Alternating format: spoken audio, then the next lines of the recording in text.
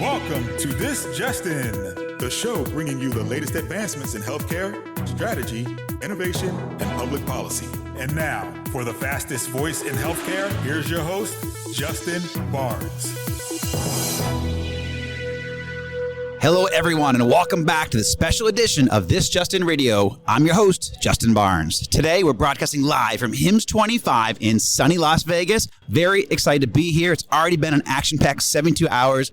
The HIMSS annual conference is always a centerpiece of my annual schedule, and this happens to be my 25th HIMSS annual conference and my 11th year broadcasting from the annual conference. Even in 2020, the COVID year, we still had the broadcast and all of the same amazing guests. We just hosted this broadcast remotely and all of my guests dialed in. Many of the same leaders you're going to hear today and over the next couple of days, like Hal Wolf, Rasu Shrestha, Anish Chopra, and many more familiar names. I feel very fortunate to be able to broadcast annually from HIMSS. Hal Wolf, Albie Zakes, Morgan Searles, and the entire HIMSS team have been extremely supportive, and I'm extremely and tremendously grateful. Also, I can make a special note of thanks to Roberta Mullen, Greg Masters, Carol Flagg, and the entire Healthcare Now radio team for their tremendous support and managing the demands of my HIMSS broadcasts annually and the recordings. Also, I'm eternally grateful to all of my hundreds of guests throughout the years and certainly to all of my loyal listeners. We owe all of this show's success to you, and we still are so honored to have won the Sway Health 2024 Healthcare Podcast of the Year award that never gets old, but rather challenges us to get better every day with every broadcast and every conference. Which leads us to today. This is the start of 3 days, 5 shows, and over 40 guests here in Las Vegas for HIMSS25. We have our best lineup yet of CEOs, CIOs, CTOs, care providers, researchers, policy leaders, and visionaries joining this show. As many of you know, my goal for broadcasting live each year from these key conferences is to create an information medium that shares best practices, key strategies, and actionable intelligence from the industry's leading sources and experts. My objective, along with all my guests here, will be to offer tactics and strategies to not only survive, but to thrive as you navigate your hospital, your physician practice, your company, or even your family through all these changes occurring across healthcare today. There is more opportunity than ever before for all of us to thrive, but we must understand how healthcare is evolving, how policy and reimbursement is shifting, and where best practices and innovation can support our efforts. I hope you glean all of this over the next few days. That's at least my goal. Welcome back to This Just In Radio Show, broadcasting live from HIMSS25 in sunny Las Vegas. I'm excited to introduce my next guest, a new friend of the show, Melisa Margraves, VP of Healthcare and Life Sciences for Hewlett Packard Enterprise. Welcome to the show. Thank you. Thanks for inviting me. Where'd you come in from? I live in the Bay Area. Which part? Santa Cruz Mountains, Sure. About an hour or so south of San Francisco on the coast. I had a house in Santa Cruz, and I lived in Palo Alto for a little while. Oh, okay. So I know the area a little bit. So Went you over know the the area. mountains. Yeah, Yeah. exactly. What road is that connects those two? What, Highway 17, the That's dreaded 17. That's yeah. it. Yes. Awesome. So when did you get in town? Yesterday midday. Okay, excellent. Anything fun so far that you've seen around here that you like? Wow. Other than the HP booth? Yeah. So, yeah, Tony? I think what's interesting to me is walking around and how many of these companies were not here last year. Right. There's a lot of new names, and especially, of course, in the AI world, everybody's trying to find their path. And very certainly true. a lot going on. And thank you for being a professional with her microphone. She's nice and loud and crisp. It's awesome. Thank you. So what progress are you most excited about seeing in the industry today? Well, I mean, who is not excited about AI in healthcare? Absolutely. Right? Yep. I think there's so much going on, as I said, just trying to walk around and understand what each of these companies' role is in AI. And even the big vendors, right, are incorporating AI. So I think what's exciting is, just from a diagnostic standpoint, Yep. the idea that AI can now analyze images from different sources, data from different sources, and make diagnosis that may have been missed or maybe make it sooner than a physician or a clinician would have seen or caught something. So I think that's really exciting. And then predictive analytics is also really exciting in this space. So I think it's a lot of vendors trying to play in that space in general, but being able to actually then take all of that data, leveraging machine learning, and make predictions about your health, right? Be able to address something that might happen to you or make predictions based on your genetics. And so I think the predictive analytics is also really exciting in this space. Excellent. I love it. So what are a few healthcare or digital health trends that you're seeing in the industry today? So there's a lot. I think one that I'm excited about is really the remote patient monitoring, the home health. I mean, anyone that has parents or aging parents or parents that want to continue to have their independence and live at home, but really shouldn't be living alone.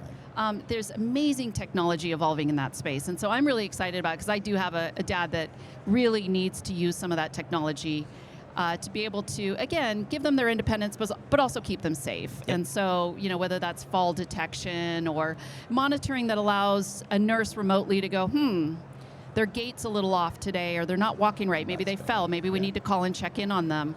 You know, things like that without having intrusive cameras on them all the time, which, again, my dad's been an example of why, you know, I don't want you intruding with a camera. Okay, well, what other technology can we look at? And then wearables. I mean, that's really evolved, right? Yes, so significantly, you used to, back in the day, you'd put, you know, on your elderly parent one of those buttons and they push it when they fall. Yes. I mean, it's completely evolved from there, right? So wearables in all dimensions, if it's just to send blood pressure or you know, their diagnostic data back, so somebody looking at that data can make some assumptions or proactively involve themselves to get them some help. I mean, all of that is a really exciting space. Yeah, and I think you've just kind of answered, well, you moved into my other question. My next question is, you know, what advice would you give to somebody to navigate those trends? So obviously, those types of different devices, and I completely agree with you. I helped navigate my grandmother. She was 98 and a half 99 and a half when she passed. But I actually gave her some devices, you know, to help her navigate. But again, not too intrusive. I didn't appreciate too much, but I gave her an iPad, and then we had some biometrics put onto there that we could monitor once in a while. And it was a process to get her to accept it, but it made our life a lot. And I did not live near her, so it made my life better by being able to navigate some of that, check in on her. She also kind of liked it. She would never admit it, but she did like to. She liked that we were caring for her, looking in on her, but she wouldn't tell us that. Right. So moving down that train of thought, you know, what best practices or strategies would you give to somebody to help navigate that? So I think one of the best practices I would say for any of the organizations that are trying to deploy these types of technologies is finding the right partner or partners, because it's really not one partner, right? Absolutely.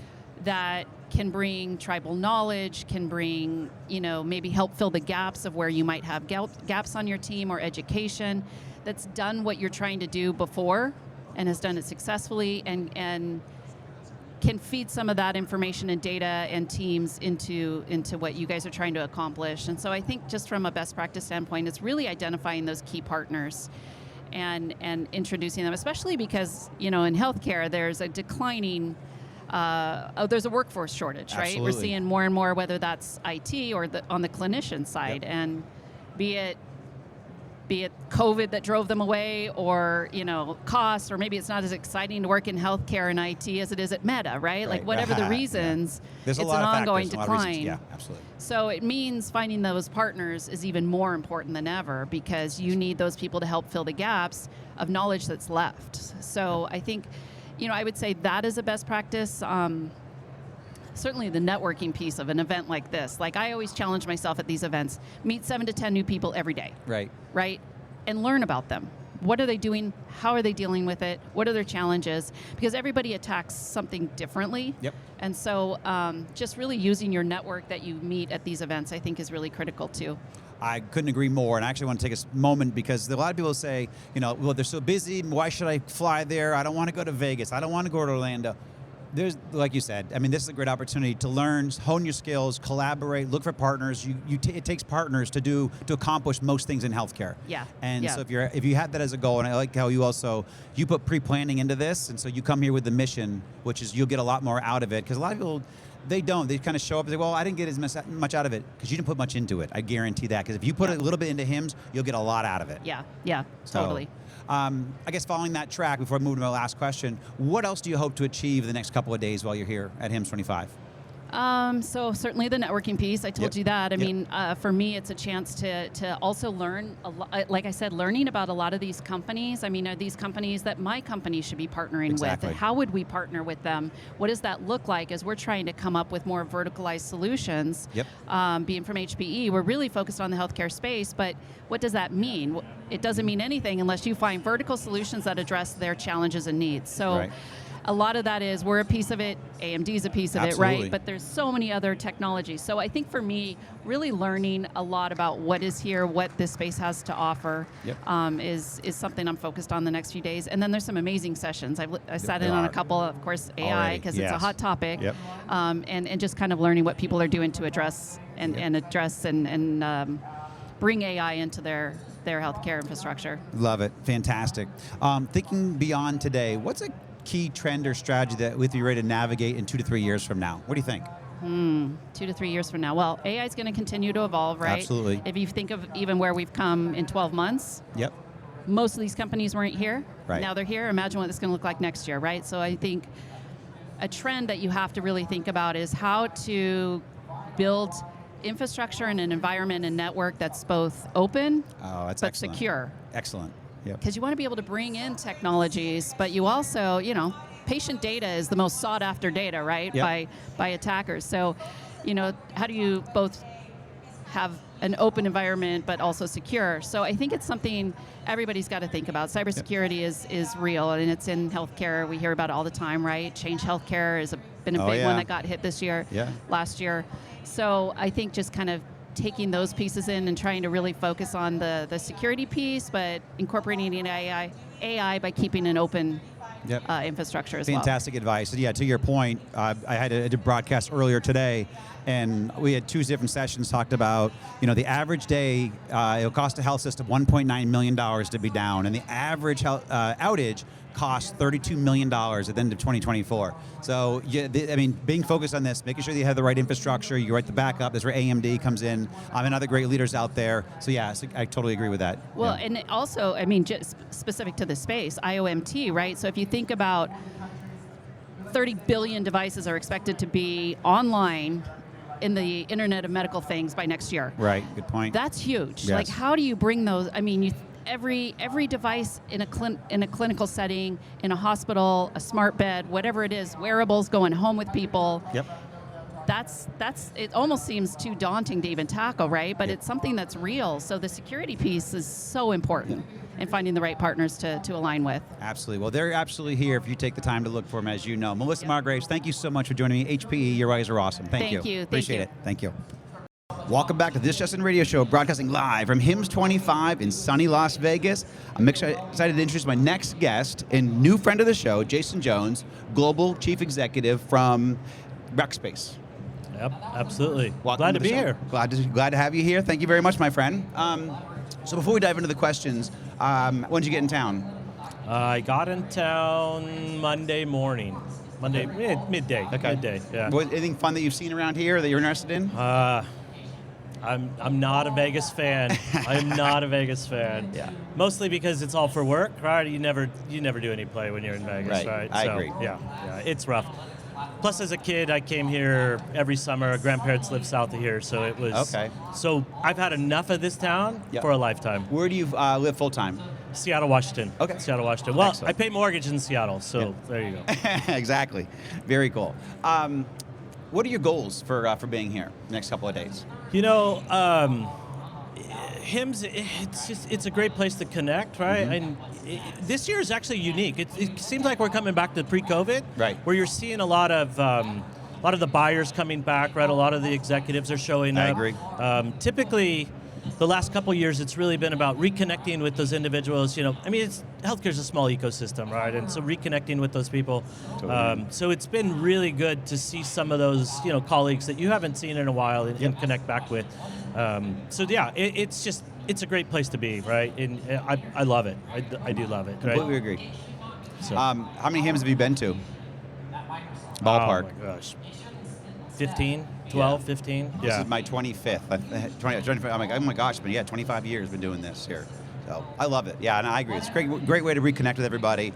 Good energy, and we're actually getting back to pre-COVID levels. I think we're about to have a little over, hopefully we're about to hit like 31,000, 32,000 people here. Yesterday I heard 39. Somebody said 39.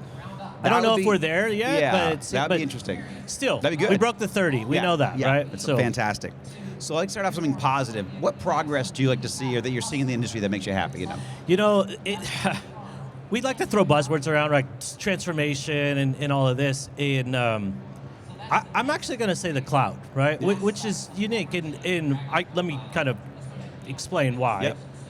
The Gartner hype cycles, right? And so I would argue we're pretty far on the backside of the Gartner hype cycle for cloud. Right. Risk adverse in healthcare and adoption. We've seen all other industries race to the cloud. They're actually at that repatriation of specific workloads. What's the right place, right thing? But now we're seeing this race to the cloud, which it's going to change healthcare, right? It's not their primary business of being in data centers. They shouldn't be in data centers. They need to have IT to deliver quality of care and outcomes and all of that. So this cloud adoption piece is really, I'm excited that we're finally there, that the narrative is catching on, right? Yep. Which, that's exciting to me. Yeah, I agree. And I think, and then to follow on with that, kind of my next question is, what trends are you seeing in the industry? Obviously, I mean, cloud adoption and transformation like that, but what trends are you seeing in the industry that you... That for us, it's evaluating, the defining cloud, right? So that is a trend that I talk a lot about, right? Because, so our business, we do public cloud and private cloud, so we're a hybrid cloud provider. Yep. And really helping clients understand cloud, because we have a lot of, board conversations, senior executive conversations. We need to do more in the cloud, more in the cloud, more in the cloud. But getting lower into that, let's define what that is, right? So really seeing that trend of defining cloud and really specifying the right workload, right? These critical workloads, EMR and those types of things in the cloud. Yep. Well, let's define that, right? Because not everything's a race to the hyperscaler, or does it make sense, right? So that trend is super exciting for me. We'll talk a minute about AI, right? I don't want to throw that out there. One of the things that had dinner last night with the CMIO, reducing that pajama time, right? And how we're actually going about that with some of the ambient things and stuff like that. Yes, and absolutely. It's unreal the potential that we have to affect care. And they were really talking about, I'll go back to Google, right? When Google first came out, we were learning how to use Google. I would argue now, everybody knows how to use Google. Right. In that ambient space, there's still a muscle that we got to flux to figure out how to use it. Yes. But even now that we're not there, we're still seeing a reduction, right? So that, defining what truly cloud is and seeing some of these emerging technologies like ambient really impact this burnout that we have to solve for, right? Yeah, I completely agree. So to follow on that, what best practices would you recommend somebody to engage that or begin that process, the research?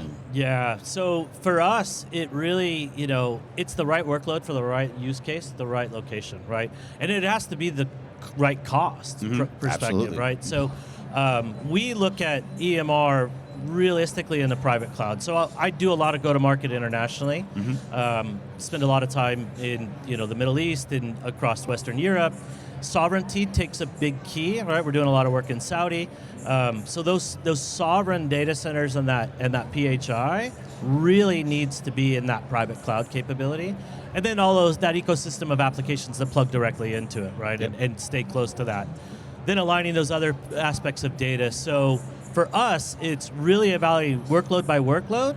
What is it doing? What is the ingress egress, right? Yeah. And all of that ecosystem. And then lining that up from a cost structure, we realistically look at three things, right? Hardware, software, and services. Yep. Every data center has it. Yep.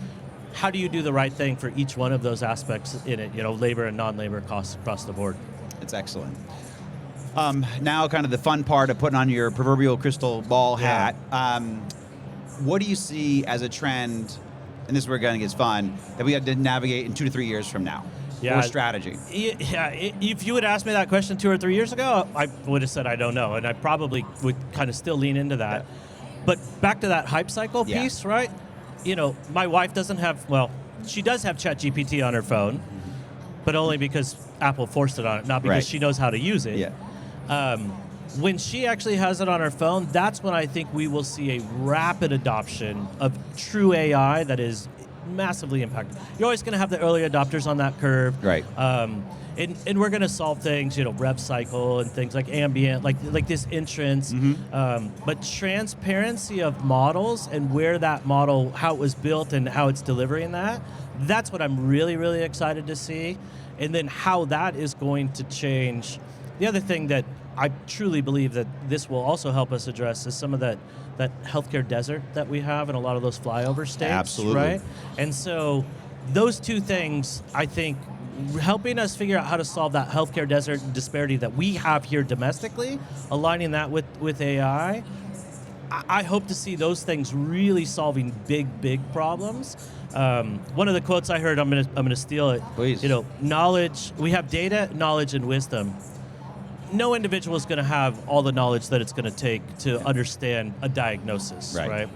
But keeping that wisdom and being able to deliver that knowledge to people with wisdom in real time, super excited about that. Super excited. Do you know where you got that? Was that Rasu Shrestha? Did you hear that from? Do you remember where you heard that? I heard that from, what is his last name? Anish Chopra? No, he's the CMIO of White Plains Hospital. Okay, no, it's a. I've heard that quote before, and I absolutely love it. And I agree. I think the desert, the healthcare desert, is a conversation we had yesterday on air, because people don't realize a lot of communities. I think the stat is like 95% of us live in more of a rural community. We don't live in major cities. Correct. Some of these communities now, more than ever before, only have one healthcare system. Correct. If that healthcare system goes down, thousands and tens of thousands of people may not have access to care. Absolutely. And that could be for, I think the average downtime is 24 days or something like that.